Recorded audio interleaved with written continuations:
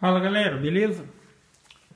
Então esse vídeo aqui é a versão resumida de como está o título aí. Então no caso é análise do teste comparativo entre CNC Shield, Arduino, G-Code Sender versus TB6600 e Mac 3. Então essa aqui é a versão resumida. Tem um outro vídeo aí.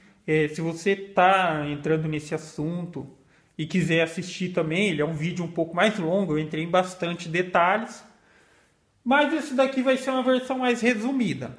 Então, resumida do que? Tem um outro vídeo que está o teste prático, é o mesmo título, teste prático, Arduino, CNC Shield, G-Code Sender versus TB6600 e Mac 3. Então, nesse caso aqui, G-Code Sender é o programa que está controlando essa máquina, Mac 3 que está controlando essa máquina. Arduino e o CNC Shield seria a placa controladora e aqui seria a placa controladora TB6600. Beleza? Então, nesse ponto, fica essa questão. Então, aqui vai ser resumido, eu só vou citar a principal diferença que eu vi entre as duas máquinas aqui, que foi o seguinte. Assistindo outro vídeo lá, você vai perceber, na primeira parte do vídeo eu estou trabalhando com essa máquina e na segunda com essa daqui. Elas estão trabalhando quase que simultaneamente, mas a comparação final se dá pelo tempo de execução do serviço dessa e dessa. Exatamente o mesmo arquivo, as mesmas configurações, porque o próprio arquivo, quando você cria para recortar, você já determina as velocidades que a máquina trabalha. Então, em nenhum dos casos, elas estão trabalhando no limite. Elas estão com a velocidade que eu determinei, que no caso seria de 1.200 milímetros por minuto, que seria referente à velocidade de corte, ou, no inglês, o feed rate. Beleza? Então, a principal diferença da forma que o programa do G-Code Sender e Arduino aqui se comportam é a seguinte, em relação ao Mac 3.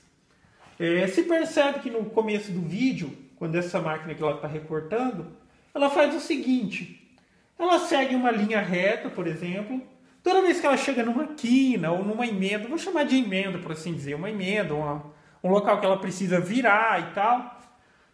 O que ela faz? Ela chega no final dessa emenda ou dessa virada, ela já começa a desacelerar, praticamente para e depois inicia a aceleração de novo. É a mesma coisa que você está vindo com um carro a 50 por hora, você vê que vai ter uma curva ali, o que você faz? Você começa a diminuir a velocidade, 40, 30, 20, 10, faz a curva e daí começa 10, 20, 30, 50. Então ela trabalha acelerando, desacelerando, acelerando, desacelerando. E nisso acaba dando uma grande diferença.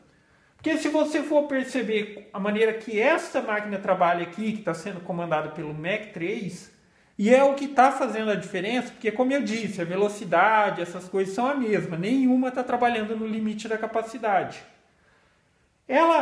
Aquela ali, ela vem na reta, quando tem a curva é a mesma velocidade. É tipo assim, ela está vindo a 50 e vira a 50. Fica visível a maneira que elas estão trabalhando, essa diferença. E aí, em que resulta isso? Para vocês terem uma ideia, nessa máquina demorou 36 minutos para concluir o recorte da peça. Nessa máquina demorou 20. Grosseiramente, a gente pode dizer que foi praticamente a metade. Por isso que eu estou dizendo 40%. Mas 36 contra 20. Certo? Não foi porque eu coloquei mais... digamos assim, uma opção de maior velocidade nessa ou naquela. Não, exatamente o mesmo arquivo com os mesmos parâmetros. Talvez tenha uma influência no seguinte, essa máquina está com os motores um pouco mais fortes, mas está com a plaquinha um pouco mais inferior. Aqui está com os motores um pouquinho mais fracos, mas a placa controladora é um pouquinho, digamos assim, de uma qualidade melhor. Mas, como eu mencionei, nenhuma das máquinas está trabalhando no limite da capacidade. Elas estão trabalhando no limite do que eu determinei. Os mesmos parâmetros para as duas. Beleza? Então esse vídeo é só um vídeo comparativo. Então, em geral, só em função do programa, a máquina acaba ganhando 40% de eficiência. Lembrando, o Mac 3, claro, ele é um software pago. Você pode encontrar às vezes aí na internet. E o Arduino é livre. Na questão de qualidade de corte, as duas apresentaram a mesma, digamos assim, o mesmo nível de qualidade. Beleza?